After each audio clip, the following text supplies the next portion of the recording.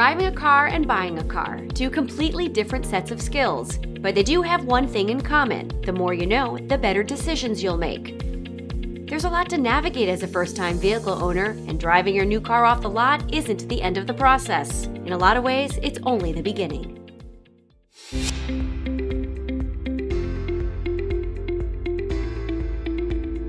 Every first-time vehicle owner starts with the same question: which car is right for me? Aside from what you want and what you need in a vehicle, one of the biggest determining factors will be what you can spend. That's why it's important to figure out a budget before you begin your search. That might include not only your income, but also any savings you put aside for a car purchase, as well as the trade-in value of your current vehicle if you own one. Keep in mind, a vehicle will always cost more than its purchase price. You'll also be responsible for auto insurance, fuel costs, maintenance, all of the smaller expenses that are part of keeping a car on the road. Once you've figured out what you can afford, you should have a better idea of whether you'll want to focus on pre-owned vehicles or on buying or leasing a new car. Some of the advantages to a new driver who's purchasing a new vehicle would be that the maintenance will be relatively less over the course of the initial few years. Sometimes even maintenance is included in the purchase. However, the initial cost up front can be substantially more than that of a pre-owned vehicle. Well, I think the reason why you would want to purchase a new vehicle as opposed to pre-owned would be due to the incentives, meaning there might be a special interest rate or a rebate, which would be like cash down that the manufacturer would be giving you towards the purchase of that vehicle.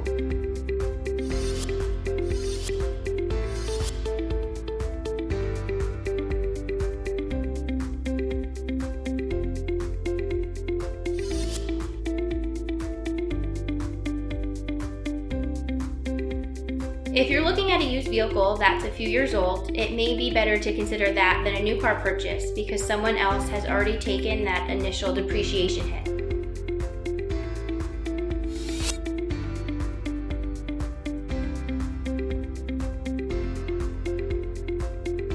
While the vehicle might have a few scratches, the cost up front is substantially less, and it could save you a lot more money in the long run.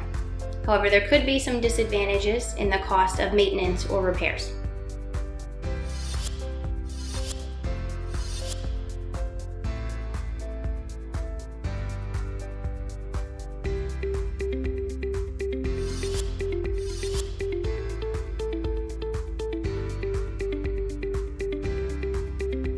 You could research a potential used car purchase in several areas. There are a lot of sites out there such as Edmunds, Cars.com. If you're looking for a certified pre-owned vehicle, you could even look on the manufacturer's website for more information.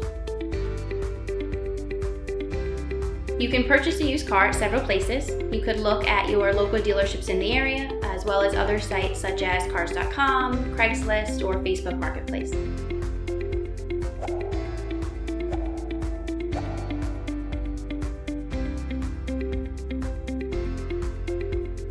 You may want to consider buying a used vehicle from a new car dealer because it has been inspected by a technician to make sure that the vehicle is safe for the road and passed all state safety inspections.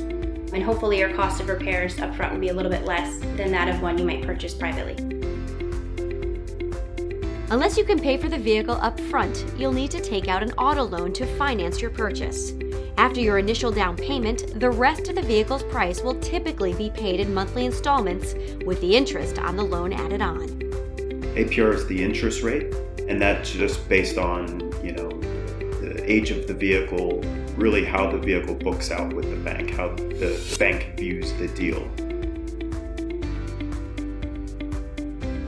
When you're putting down a down payment, there's no general amount that you should put down. It's all circumstantial, so it depends on the type of vehicle and what your credit is.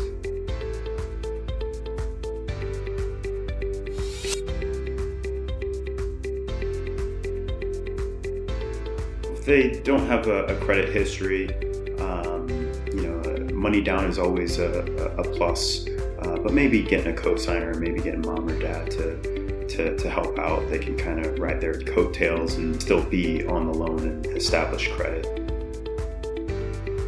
Penalties for missing a payment would be a late fee, but also they could hurt your credit by not making your payments on time.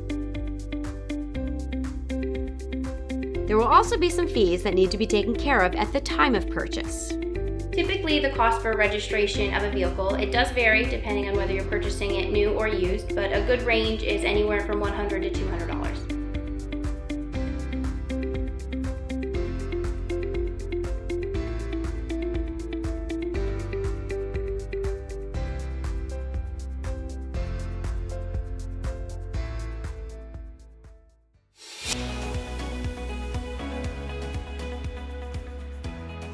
Once you've gotten serious about a vehicle, it's time to take a good, informed look at what it's made of.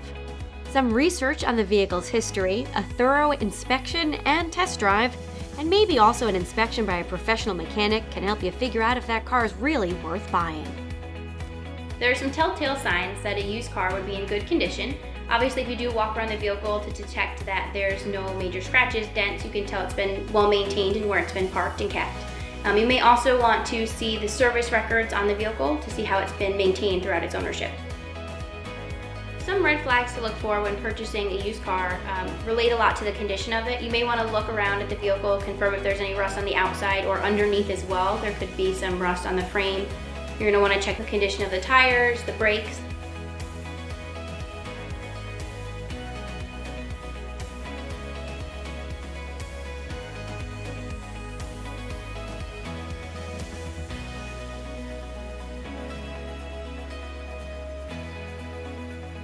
Some of the great benefits would be if you went to a local dealer, all of this would be checked already because the vehicle would have gone through a state safety inspection.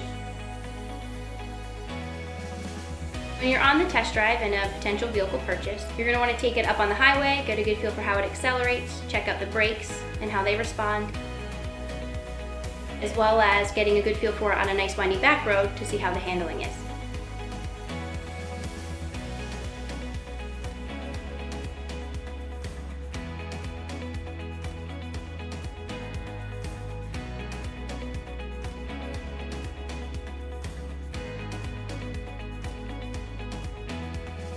There are some things that you won't be able to detect in an on-lot inspection, and that would be things a little bit deeper inside the vehicle. While you can get an idea for what's underneath it, you may want to have a mechanic look at it a little further to check the condition of belts and things like that. They can put it up on the lift and really get a better idea of what's underneath the vehicle and a more in-depth idea on the condition.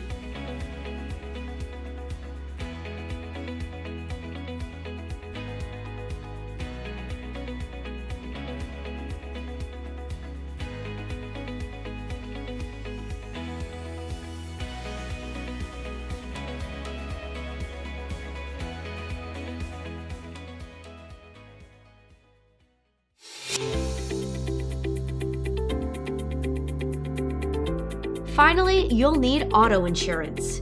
That's not only your legal responsibility, but it's also great protection against whatever the road can throw at your new vehicle. Auto insurance protects you and protects others in case of an automobile accident. It protects you by giving you coverage for your vehicle, and it protects others in case of bodily injury if you hurt someone or if you also damage their property. When you carry insurance, which in many states is mandatory that you carry, if you get into an automobile accident and you have comprehensive and collision and your car is damaged, you will recover the damages minus a deductible if you have a deductible. If you have hurt someone in that accident and you have liability coverage, which is the mandatory part, your insurance will cover for any physical harm done to a person. The amount of insurance that you carry is extremely important in that respect. Acquiring insurance is relatively simple. You contact an insurance company and you go over what you should have for coverage and what your needs are. If you have an older car, for instance, you wouldn't need comprehensive and collision. You'd only be looking at liability, and hopefully the agent that you're working with will consult with you and get you the proper amount of liability coverage.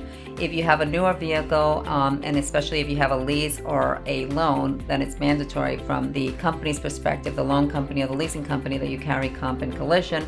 And there again, you can consult with your agent to make sure that you have the proper coverage and proper deductibles.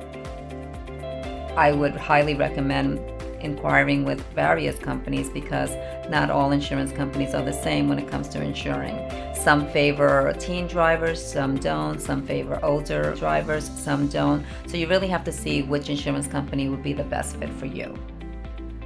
There are various components that will factor in on the cost of a premium. You can have two people with the same exact vehicle, the same exact age, and have very, very different premiums. Credit plays a big role on how much your premium will be. The number of years that you've been insured. If you're a brand new driver and you don't have a history of insurance, that's typically going to cost you. Whether you've taken driver's education course, the kind of vehicle that you are insuring. Newer vehicles now cost more to insure because they have so many gadgets. You can definitely do some things to bring that cost down. If you've taken a driver's education class, that'll bring the cost down. Also, your deductible will play a role. You can make a higher deductible, it'll bring the cost down. There are programs, like we have a program at Liberty Mutual that's called Right Track, and other companies have them as well, and they're discount programs. And what they do is look at your driving habits for a specific period of time. And it'll look at several components: time of day that you drive, miles you put on your car, and some other driving habits.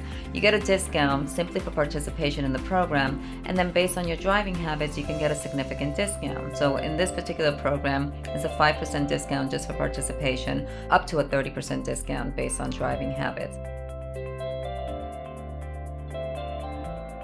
With a new driver, if it's a teenage driver, it's recommended almost always that they go on a parent's insurance. A 16-year-old doesn't have any history of insurance, doesn't have any credit, and it would be very costly for them to get a policy on their own. So if they go on a parent's policy, they're listed as an operator, not an insured, and it'll be significantly cheaper for them.